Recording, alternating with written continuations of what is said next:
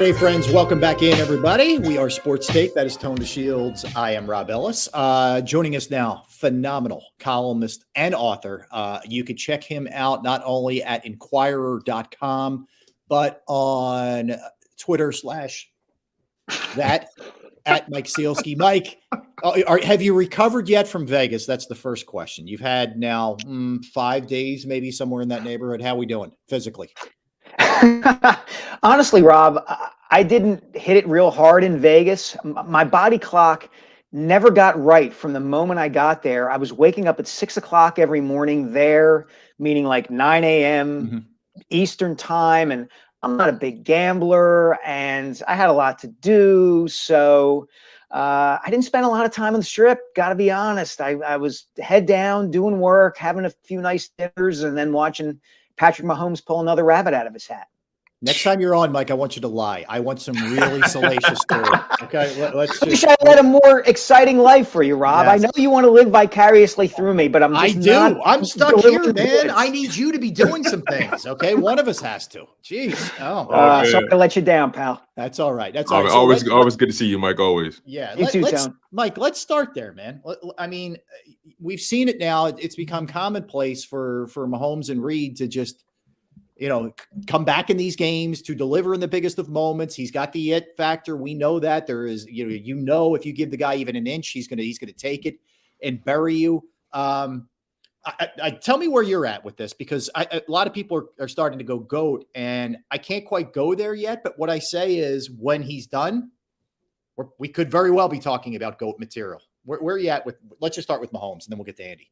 Yeah, I think GOAT is possible, Rob. To me, this is another validation of what I think gets undersold when we talk about sports, and under-discussed when we talk about sports and teams' chances of winning championships, which is how much of a difference, quite literally, particularly in the NFL and in the NBA, one player can make. One player changing the entire course and direction of a league, right? You saw it in the NFL in the year 2000 when nobody saw it coming, but with the sixth pick in the sixth round, with the 199th pick, the Patriots take Tom Brady, and their organization and the entire league is going to be changed for the next 20 years because of that pick.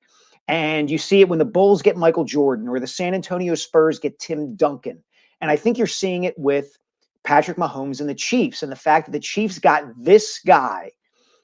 There's a ripple effect throughout the league because of just his presence. You're talking about now a team that's been to 4 of the last 5 Super Bowls and that has won 3 of them, and is now the champ in a way that every other team in the league is saying, what do we have to do to beat them and that guy? And that changes the thinking and the approach for the Eagles, for the 49ers, for every other team that has a hope of trying to win a championship. It is, how do you knock off Patrick Mahomes and the Kansas City Chiefs?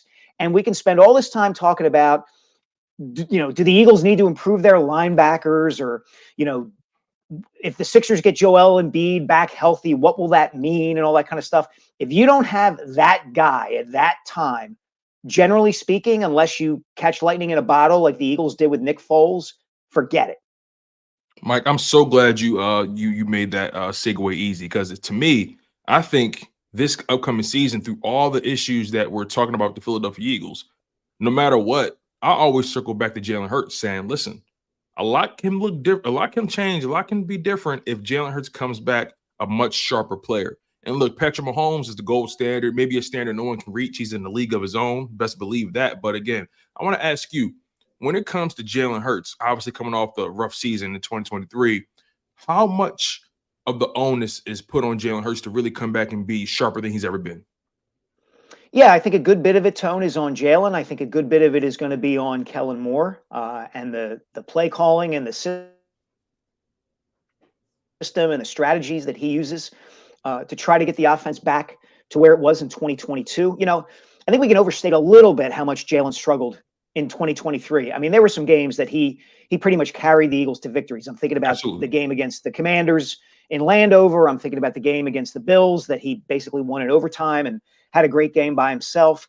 So it wasn't all bad for Jalen, but I think we'd all agree that there's a level that he showed he can get to, and he didn't consistently get to that level last year. And so, yeah, some of this is going to be on him and to be better. Some of it is going to be on Kellen Moore. Some of it is going to be on the pieces around him. The offensive line wasn't quite as good in 2023 as it had been the season before. You know, when they went to the Super Bowl, they were clearly the best offensive line in the NFL, and they were not that last season. Doesn't mean they weren't good. It just means that if they regress a little bit, then everything else is going to regress with them. So it's never just the one thing, Tone. Does Jalen need to be better? Absolutely. But there are other pieces and factors around him that need to improve as well. Let's stay on that, Mike. You know, the Haason Reddick thing's been interesting. You know, Ian Rappaport comes out with the initial report on Super Bowl Sunday, clearly from the Eagles side. And then he comes back and gets his point of view out there. So, I mean, here we are. Essentially, they've had conversations. They're not on the same page. The Eagles gave them permission to shop around a little bit here. You're looking at a defense that's already pretty light, talent-wise. He goes, you know, that's yet another spot that you're going to have to fill, at least in the interim. What do you think happens here? Should they let him get out of town, or how do you view it? I think it's a really tough call, Rob. I would be more inclined to pay Haason Reddick to see if you can't strike some kind of deal with him to bring him back, because he is a premium player at an incredibly important position and filling an incredibly important role for a team that considers itself a Super Bowl contender right now. The problem with that, and I'm not saying that it's a slam dunk that you do this. I think I would, but the problem is that if they don't structure the deal the right way, it's probably going to create problems for them down the road. You still want to re-sign Devontae Smith, for instance. And presumably there are going to be other younger players coming along who you're going to want to keep. And if you're paying too much to a guy like Reddick for who he was as opposed to who he is or might be, that's where you get yourself into problems, right? That's what they encountered this year by paying Darius Slay and James Bradbury the way that they did. Those guys did not perform to the level that they were being paid as top flight cornerbacks. And now you may have to say goodbye to at least Bradbury. Slay's a different story. So I think it's a tough call. I think they should bring him back. I think Reddick wants to be here. Mm-hmm. And I think he's of the mindset, this is something I'm gleaning from talking to him a few times over the course of the season.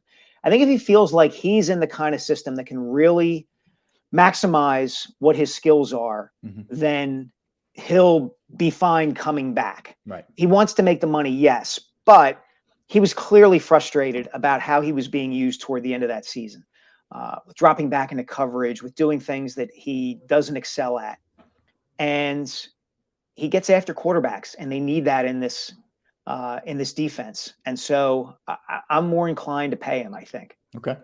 You know, that's fascinating. That begs the question, you know, what's Vic Fangio's goal for this defense, right? Obviously, we've had guys in this building who've tried to mimic what Vic Fangio does, but, you know, nothing's quite better than the source, right? So what are your expectations for Vic Fangio, especially knowing that the Philadelphia Eagles have legitimate personnel issues on that side of the ball?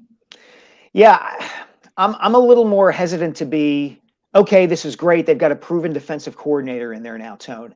And it's not just that we've seen, as you said, facsimiles of this defense, and it hasn't worked out as well. And it's not just that the Eagles seem to be lacking a good bit of talent on that side of the ball.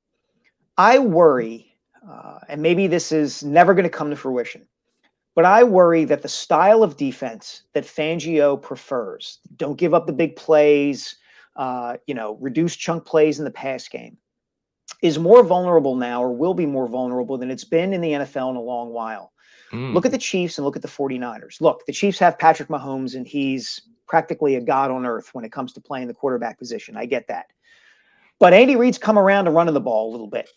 And running the ball is a big, big factor and plus on the 49ers side of their offense, right? You can make an argument that they didn't give the ball to Christian McCaffrey and their backs enough in that game, in that Super Bowl.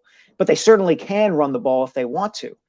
And I wonder that what's happening in the NFL is that so many defenses are geared to stop the pass and are therefore built with smaller, faster defenders, that teams are eventually going to figure out, hey, we can run the ball. We can ram the ball down teams' throats. Look at what the Lions do, for instance. They can really run the ball well. And we saw this last season and the season before that and the season before that with the Eagles. There were times where they couldn't get off the field because they couldn't stop an opposing offense from running the ball on them. And I just wonder if Fangio's defense is going to be the kind of defense that's going to thrive if and when other teams figure out that strategy, that you can run the ball in the modern NFL. And maybe in some situations, it's even preferable to run the ball in the modern NFL. And that's scary, Mike, the whole figured out thing, because it's one of the things we talk about on the offensive side of the ball, with this team. And if in fact they are bringing somebody in who potentially on the defensive side, that it could be at that point now with his system as well. So let's go to the other side. Kellen Moore, he's had success. There's no denying that. It was ugly last year. I always say with Tone, looking at last year with that Charger team, it was so chaotic and such a mess. I don't know what to make of it really, but what do you think about him and the whole resurrection, if you will? It's a little strong, but getting Jalen back on track and getting this offense rolling, bringing him in here. Yeah, look, in some ways his track record is kind of a kaleidoscope, right? If you turn it a certain way, you can see what you want to see from it. You could say that he was terrific with the Cowboys, right? That he was kind of the engine behind their offense and helping Dak Prescott and that offense really become one of the top point producing units in the NFL. But then he was gone last season and the Cowboys offense was still really good. So how much of it was him? You mentioned, Rob, that season in LA with the Chargers, and I think you're right. I think there was so much chaos going on there, and Brandon Staley was so out of his depth that it's hard to draw any kind of conclusions from that. I think he's a solid, good offensive coordinator, and we're going to have to see exactly what he wants Jalen to do in this system, right? I think a lot of this comes down. It kind of comes back to what I was saying about Mahomes earlier, that in the end, it's just the player. I think if we're going to get a good sense of what the Eagles offense is going to look like early on next season, when we see Jalen Hurts for the first time try to run with the football, go back to that New England game, that week 1 game, guys. He just didn't look like he could run in the way that this offense needed him to run. I think that's a big factor in why it struggled so much and why it was so good in 2022. It wasn't just that Shane Steichen is a terrific play caller and designer and knew what to call and when to call it and got the offense into a rhythm. It's that part of getting that offense into a rhythm was that Hurts allowed you to get easy first downs running the ball. Defenses didn't know what he was going to do, and he was so dangerous as a runner, and he values that himself as a part of his game. Well, it wasn't quite there last year. Everybody could see it. And if he can't bring that dimension to the offense, then the challenge for him and Kellen Moore becomes that much harder. Mike, that's interesting you say that, because I tell Rob all the time, I say we noticed it first week that he wasn't running the same, man. I couldn't quite put my finger on it. Was it capability? Was it the fact that they didn't make those opportunities as available to him as they did in 2022? Is the coaching staffs, the front office trying to shift the way he approaches the game? I think that's the biggest concern everyone has, right? Especially when you hear that the rumor that Cliff Kingsbury almost had the job, but obviously things fell through, and Cliff Kingsbury works with mobile guys all the time. Many people say, Cliff, if you want Jalen Hurts to lean more into his strengths, you bring in Kingsbury. You want Jalen Hurts to evolve a little bit more, you bring in Kellen Moore. What's your thoughts on exactly this organization wants from Jalen Hurts in terms of the direction of his development? That's a really interesting question, Tone, on a couple different levels. I think they want him to develop as a passer, obviously. And I think the template for the quarterback they would like him to become is Donovan McNabb in the second half of the 2003 season and the entirety of the 2004 season. I do this often. I go on YouTube and I go back and I watch games that McNabb played early in his Eagles career, and that in that sweet spot of his career, right in the second half of 03 and throughout 04, particularly in 04 when he had T.O. and Brian Westbrook at the peak of his powers. And you can see him develop as a passer in the pocket. You can see that he doesn't have to run the ball as much. And Donovan always bristled at the idea that he should run a lot, right? He took it to heart as an individual and as a black quarterback that don't stereotype me as just a guy who runs a lot. I can beat you with my arm. I can beat you from the pocket. It mattered a lot to him to be known as a guy who could just drop back and throw the ball and win games and be productive. Jalen doesn't quite look at it that way. Jalen sees himself as a multidimensional threat and as somebody who considers running to be a big part of who he is as a quarterback. He has always said that. Don't leave that out of my game. And so my curiosity, and Jalen will never talk about this in any depth, is what does he think about how his career might have to evolve? Does he recognize that he's got to be able week after week to beat teams just dropping back and throwing the ball? Because I think he would like to be that multidimensional guy that he was in 2022. But, you know, you get a bone bruise on your knee this season and it looks like you can't move as well. And maybe there's something else going on that we don't know about. It's a really interesting question to me, Tone, on multiple levels. And to me, it's the most curious. It's the thing I'm most curious about heading into next season. I want to see what Jalen Hurts looks like as a player this far into his career. Really quick, Rob, if I can follow up. I'm sorry, Rob, if I can quick follow up. You know, I look at 2024 as such a crucial season because, you know, in many ways, some people look at Jalen Hurts' career with the Eagles, especially as a starter, as being a tale of 3 seasons, or 3 cities, rather. Typically it's 2, but I'm going to push it to 3. People say he looks so much different from 21 to 22 and so much different from 22 to 23 in terms of his goal on offense, what they were trying to accomplish, the identity. I guess when you think about it from that perspective, I mean, how crucial is it for him to prove that he is the franchise guy in 2024? Again, he didn't have a terrible season last year, but when you have 19 turnovers, you can't say you had a good one either. It's very crucial for him. It's very crucial for the Eagles because they've already signed him for 5 years and upwards of $255 million. They need him to play like that kind of quarterback, the kind of quarterback who justifies that contract. And again, we can overstate how poorly he played last season to a certain degree, but you can't take away the 19 takeaways, you know, that other teams got from Jalen Hurts. And I think your point about him being a different quarterback in each of those seasons is very astute, Tone. Like, he ran more in 2021 and we had questions about his arm strength. Then in 2022, he was much better throwing the ball than he had been the previous season. And he still had the dimension of running the ball. Then last season, he wasn't running as well.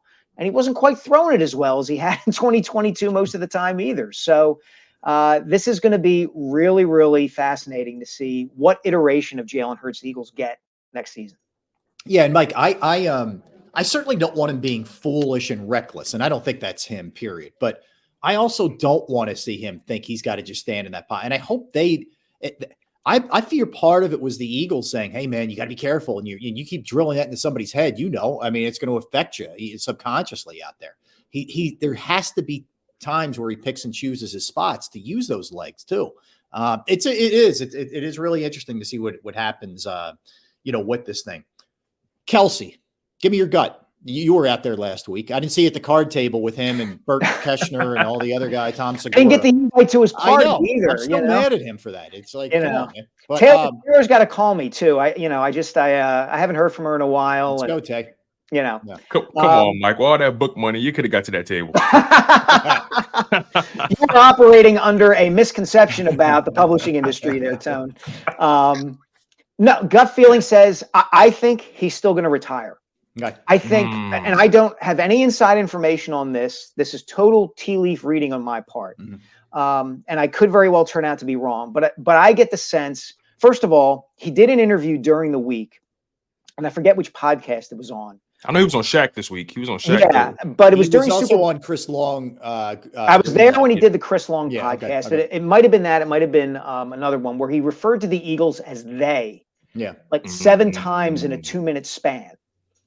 And I do think there's, again, just gut instinct. What he's done since the Eagles lost strikes me as a guy who is trying to wring every last drop of enjoyment he can out of the experience of being an NFL player and having his brother be in the Super Bowl and be a focal point of the national conversation. And he's just along for the ride, and he's going to enjoy this. So he's going to hang out with Bills fans in Orchard Park, and he's going to go to the Super Bowl. And this is a life that he's not going to be able to live after he retires. And so I'm going to live it now. That's just how it strikes me. I could be completely wrong about that, but that's kind of how I'm reading it. Okay. That's interesting, Mike. I did not think about it from that perspective. But again, you know, I guess in my mind, I look at it like this. You know, you're coming. Yes, he's always banged up, right? But he's a tough guy. He's an Iron Man. Doesn't miss games. Also, on top of that, you're coming off of a first-team All-Pro season. You know, you're still playing at the top of your game. You know, granted, I mean, an 80% Jason Kelce is better than 100% of most of these guys in the league. You know, I understand they're going through a bit of a rebuild right now, but when you're playing at that high of a level and you're that productive, it's kind of hard to walk away from that, isn't it? I would think. I think as important as that is to him, Tone, and as much as that might be on his mind, the other thing too is playing in the NFL is a lot of things. Yes. One thing it is very routine oriented. It is wake up, today is film day. You know, wake up tomorrow, it is in the weight room from 9 to 10:30, and then I'm in meetings, and then we're at practice. And when you've done that for as long as Kelce has done it, and you don't know anything else, I mean, he knows other things. He's a smart guy. He can do other things. He's going to be, I would bet, you know, better adjusted to make the jump from playing to retirement than most pro football players are. But that's still a hard thing to walk away from this life that you have known for the last 14 years. And not only is it that you're walking away from the thrill and the juice of playing every day, but he's also been able to enjoy the life he has away from football, being married to Kylie and their 3 daughters. That's the thing about the NFL. I mean, it punishes you on the field in a lot of very severe ways. But of all 4 of the major pro sports, it is the one that allows for the most normal, quote unquote, family life of these guys. He can see his wife and daughters every day. And so he's got everything as he wants it right now. Does he want to give up a third of that, a half of that, whatever percentage he allots to playing for the Eagles, and find something else to fill that void? That can be probably, I imagine that's a scary thing for any pro football player. The prospect of making that decision. Mike, I want to jump around a little. I'll hit you with Flyers. Lost last night in overtime to the Leafs, but 29-19-7. They had won 4 straight.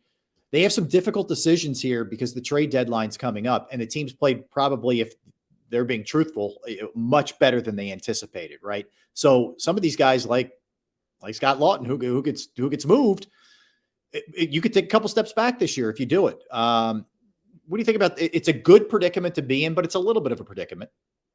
Oh, I think it's a big predicament, Rob. Yeah. I do. To me, this kind of sets in opposition the 2 forces that have been in conflict for the Flyers for years and years and years. It is, do we keep trying to win or do we build for the future, right? And look, they're playing better than I think even they themselves anticipated. I think if you shot John Tortorella and Danny Briere and Keith Jones up with sodium pentothal and asked them, did you think you'd be 29-19-7 at this point? They all would say, are you crazy? But they are.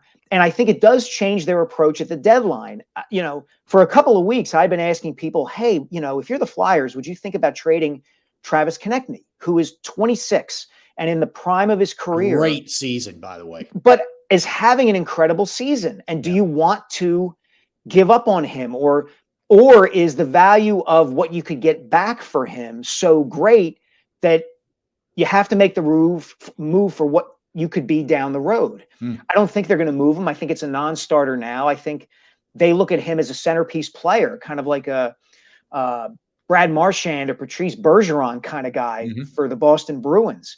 But that's the sort of thinking that's taken place now because they're outperforming expectations. I will say this, though, Rob. It hasn't been all sunshine and roses. They still had to trade away their number 1 prospect in Cutter Gauthier because he didn't want to play here.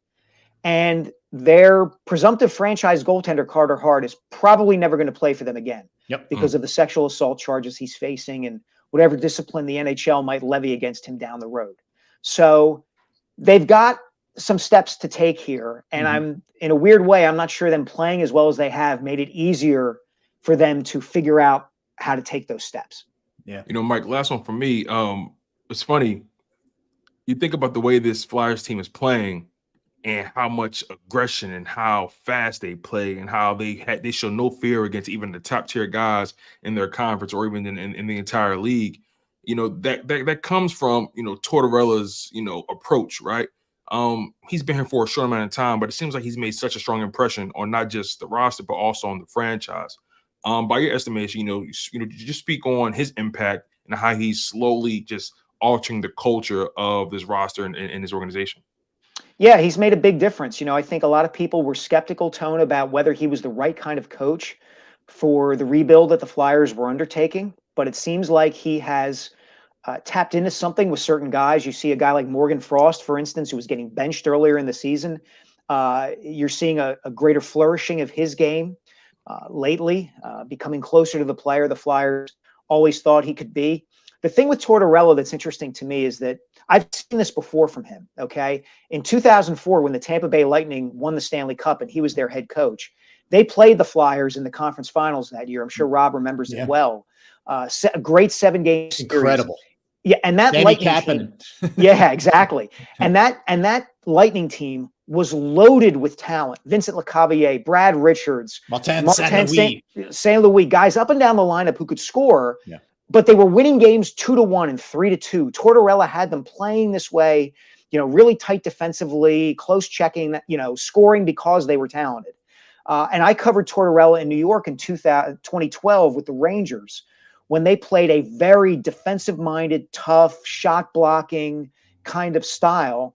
And they just kind of ran out of gas in the conference finals. He asked so much of them that they ended up losing to the Devils because they really didn't have any more to give. Mm-hmm. That would be my concern with the Flyers this season. You know, I saw somebody make a comparison between this Flyers team and the Vegas Golden Knights that went to the Stanley Cup Finals in their very first year of existence when they lost to the Capitals. And that Vegas team didn't have a real star at the time, but they just came after teams, like you said, Tone, night after night after night. I think the concern, if you're a Flyers fan, is can this team keep that up this season without just grinding themselves into dust? You know, the Tampa team in 2004 could do it because it was so skilled. That Vegas team did it about as long as you could expect a team to do it. I think we have to see whether this Flyers team has that kind of staying power. All right, last one, Mike. You had a great story today about Beaver Stadium and what ends up happening there. There's a push to have it renamed Joe Paterno Stadium. And you know, we know how interesting Penn State fans can be. I'll just say it that way. How likely is this? And just for people who haven't had a chance to check it out, A, you should, and B, what is your stance on this? Sure. Well, I'm going to tweak just one thing you said there, Rob. They want to name the football field at Beaver Stadium. They don't want to rename Beaver Stadium. Okay. They want to make it something like Joe Paterno Field at Beaver Stadium. I got you. Yep, fair. Which I think is a terrible idea. Yeah. Terrible idea. There's no push for this beyond a few members of Penn State's Board of Trustees. It to me, it would be a slap in the face to the victims of Jerry Sandusky. This needs to... People need to be mindful and remember what happened at Penn State, but nobody needs to dredge this back up into everybody's face in the way this proposal suggests that it would. Joe Paterno was a great football coach and a very flawed man, as it turned out. And it's okay to remember him that way. And the idea of renaming the field at Beaver Stadium after him to try to wash over his legacy or his name for the role that he played in what happened at Penn State and the silence that allowed Jerry Sandusky to have free reign and create such terror for so long and commit such atrocities for so long. I think this is an awful idea, and I hope Penn State doesn't follow through. You see it as a slippery slope, right? I mean, I just see it as unseemly and wrong, Tone. Like these were kids we're talking about here who were damaged in unspeakable ways. Who are still damaged as adults from it. Exactly. You're right, Rob. Like interesting is an interesting word to use for some of these quote unquote Penn State conspiracy theorists.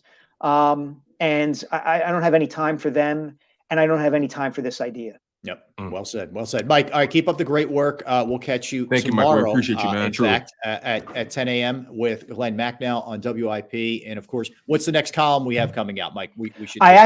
So I'm working on it now, Rob. I spoke to Charles Ramsey, the former Philadelphia police commissioner, about the shooting at the parade in Kansas City, the Chiefs Victory Parade. Ramsey was in charge of the Philadelphia police in 2008 when we had the World Series parade for the Phillies. And I talked to him about what went into preparing to protect people during that parade, what's changed in the 16 years since, and whether something like what happened in Kansas City could potentially happen in Philadelphia. Wow. Okay. Deep stuff, man. Mike, keep up the good work. We always appreciate you. Mike, thank you so much, man. Truly appreciate your time.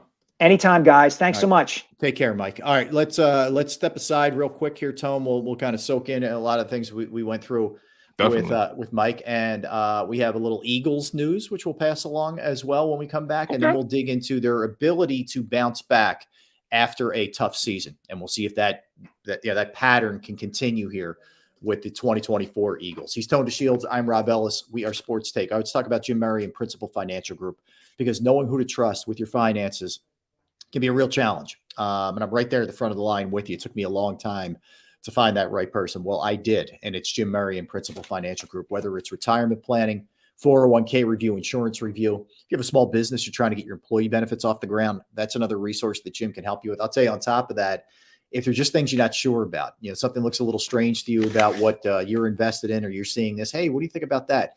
He is a great, great resource to bounce things off of. I've entrusted my IRA, my 401k rollovers with Jim, and I couldn't be any happier. You will be as well. Give him a call, 610-996-4751, 610-996-4751, or you can email him as well, Murray, Murray,